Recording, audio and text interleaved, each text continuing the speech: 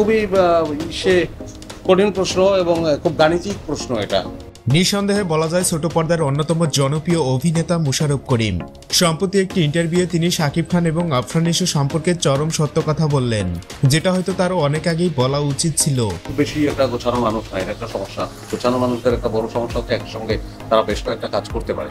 ছোট পর্দা থেকে বড় পর্দা একের পর এক কম বেশি প্রায় সবাই এখন শাকিব খানের পক্ষবাদী। এবারে সেই একই লাইনে পা রাখলেন মুশাররফ করিম। রিসেন্টলি একটি ইন্টারভিউয়ে তার কাছে জানতে চাওয়া হয়, শাকিব খান এবং আফরান নিশোর মাঝে আপনার কাছে কাকে বড় তারকা বলে মনে হয়? তখন তিনি খুব সুন্দরভাবে উত্তরটা দিয়ে দেয়। তিনি বলেন, আমরা যেহেতু নাটকের মানুষ, মাঝে মধ্যে দু একটা সিনেমা করে থাকি। খুব সহজেই বলা যায় আমরা সিনেমার কোনো মেইন অভিনেতা না। এখন যদি নিশোর কথা বলি, নিশো সিনেমার নন, কেবলমাত্র তার একটা সিনেমা রিলিজ করা হয়েছে। সেই দিক থেকে বিবেচনা করলে শাকিব খানই বড় তারকা। তাছাড়া সম্প্রতি শাকিব ভাইয়ের সাথে টক্কর দেওয়ার মতো হিরো দেশে নেই বললেই চলে। আমি নিজেও তাকে মন থেকে ভালোবাসি, কারণ তার জন্যই আজ বাংলা সিনেমা বিশ্ব দরবারে পৌঁছে গেছে, এটা মানতেই হবে।